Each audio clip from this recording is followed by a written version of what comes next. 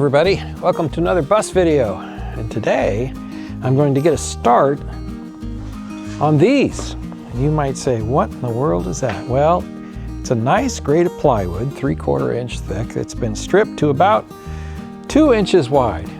And I should say ripped, shouldn't I? Ripped to about 2 inches wide. And these are going to go along the inside of the bus and become framing that I can screw into later. I'm going to put a link to a video that Chuck Cassidy did about his usage of these kinds of strips. My usage is going to be very much like what he did. Of course, my bus, probably like everybody's bus, it's just a little bit different from what Chuck had to deal with, and so how I implement these will be a little bit different, but that's okay. That's okay. We'll adapt, and I think we'll end up with a good system. Now on the walls of the bus, I'm going to take 2 layers of this material and we're going to bond it together with some screws in order to give us 1.5 inches of a really strong frame that's attached to the sheet metal of the bus. And that's going to make it so that if I have to put in cabinets or something like that, there'll be plenty of strong support back there in order to hold those in place and keep those cabinets or other structures from moving. Now across the ceiling of the bus, I'll just go with a single course thick, and there's 2 reasons for that. First of all, I don't expect to have a bunch of heavy stuff in the ceiling, but secondly, 3/4 inch will make a big difference in the height of the ceiling of the bus, since my ceiling has not been extended like some bus builds. So I'll be going with a single course across the top and then 2 courses on the side. Part of the framework of the bus is this heavy piece of steel right here. This is what the seats would be bolted into when there were school seats in the bus.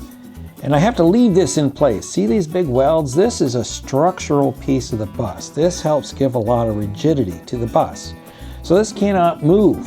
This has to stay right where it's at, and I have to work around that. So I'll be putting in a course of framing that's going to be below that, and I'll be putting another one just above it.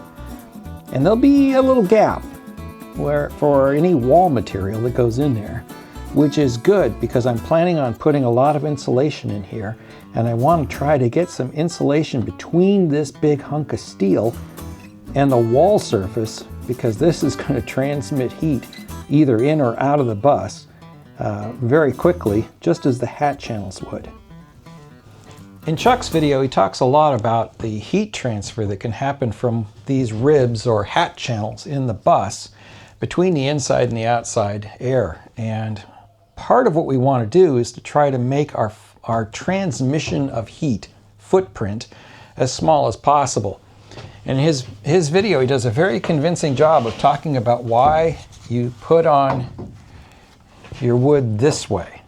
Now our touch point for this hat channel is really small. It's just these 2 little slivers where energy can be transferred through the wood and into or out of the bus, depending on the season. So what we can end up with is the ability to put insulation behind here in the hat channel. We can get it all behind the either side of the wood and get some separation between the skin and the hat channels and the inside of the bus. We also can get a little bit of insulation, about 3/4, no, once we get both strips up, 1.5 inches, on top of the hat channel before you get to the wall surface on the inside of the bus. So these will be going up, these strips will be going up perpendicular to the hat channel and should provide a good break. While we're here, I did want to point out that in this particular bus, which is different from some buses, there's 2 big channels of steel that run down the bus right here. These add an incredible amount of rigidity to the bus, and some buses just have the hat channel continue around here and don't have this heavy gauge box steel right here. This is going to be an advantage later in that we're going to remove some hat channel material further forward in order to put in a window. And when we do that, it may seem like we're losing a lot of rigidity in the bus, but this really helps. The drawback is it also is a great transfer of energy between the inside and the outside of the bus. So we're going to have to definitely make sure that we get as much of a break as we can and then leave this exposed with no wood over the top of it so that I can get some insulation between these big channels of steel and the wall on the inside of the bus. So we'll see how that shapes up. All right, enough of that talking. Let's see if we can get something on the wall. This is going to be a little hard to see. I hope it comes out okay, but there's a wheel well here where my dualies are underneath, and then we've got this channel of steel here for the old seats that's also structural. And what I want to be able to do is have my first course of wood not be touching this steel, because it would then just soak all the heat back and forth. So I want a bit of a gap there, but I don't have a whole lot of play if I want to be able to try to get some insulation behind that piece of wood. So this first course is going to be interesting.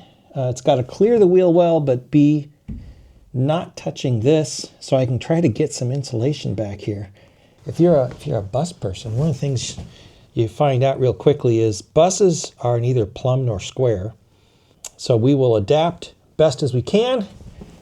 And I'm going to be using some screws that were recommended by Chuck. They're called Teks, T-E-K-S. These are actually wood to metal screws with self-tapping tips. So these are designed to take wood and put it against metal and screw into both materials. First screw, first course is in. So you can see that right now this is where the first piece ends, and it's right on this hat channel, and it's not a good place for the next piece to really screw in. So I'm thinking if I cut this back here and then start the second course and have it come this way, then where the joint is, if I have another piece coming over the top, where that joint is, then I can screw on either side of the joint and pull those pieces together with wood screws.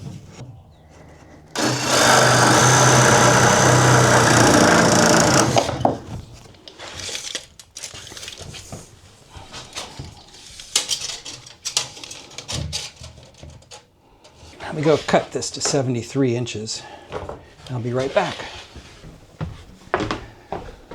All right, I'm back from my miter saw, 73 inches. How are we doing here? Oh, that's pretty good.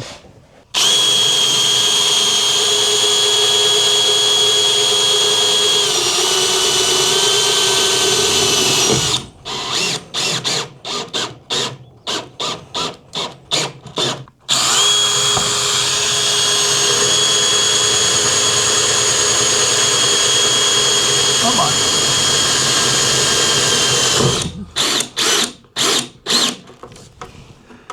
Getting it to bite the steel is sometimes a little bit of a chore, but there we go.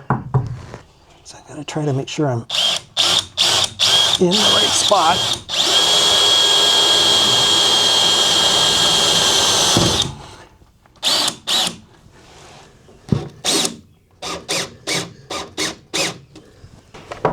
I don't know if you can hear that, but that's in there.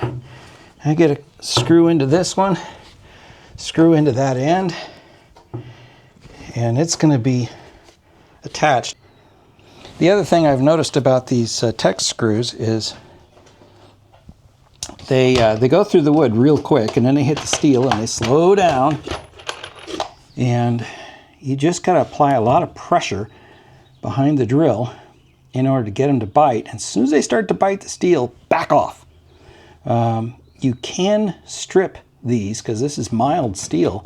You can strip them, and so give yourself a little space there to slow down and put the screw in nice and easy as you finish it. And you just want it to be just below the surface, just countersunk a tiny bit, because when your next course of wood goes on, it needs to sit flush against the first course.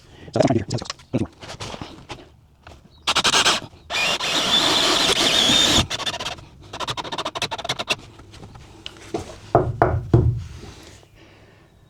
I'm very happy with that. That's nice and strong. Wowzers. That's great. All right, I've got screws all the way down on both ends, holding these first strips in place. And I gotta tell you, when those things go in, man, they are in. For the second course, I'm using these 1-inch screws. They're wood screws, self-tapping. And they have a square drive, which is really nice. My friend John had a whole bunch of these left over from a job he was working on. And these are both square and Phillips. And the square drive is nice because it'll really punch in. If anything, I'm going to have to be careful that I don't drill these too deeply. I decided I'm going to start on this end. Since I'm by myself here to do this, I'm going to get this aligned at this end, put one screw in, and then I can take the other end and move it up and down until it is in exactly the right spot.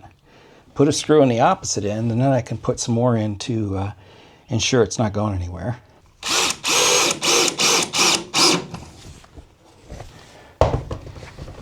Those screws go in really easily. I'm a little worried about a bow in this. I think I'm going to go ahead and try to lift it and put it in place further down so that that bow will straighten out. And I don't have a screw here that's fighting with a bow in the wood.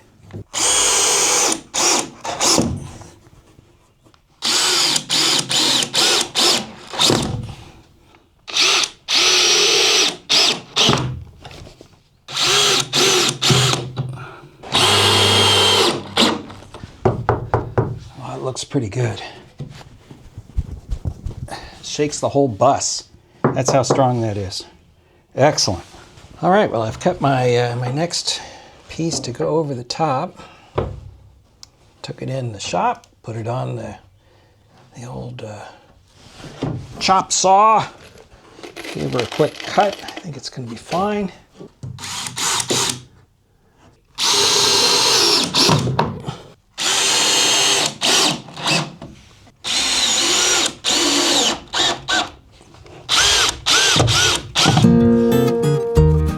Well, hopefully that gives you an idea of what I'm going to be doing over the next couple of days as I get these furring strips all mounted onto the walls.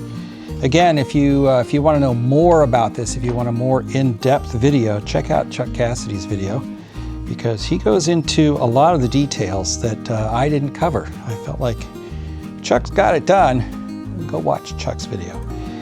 In the meantime, I have a lot of these to put on the wall.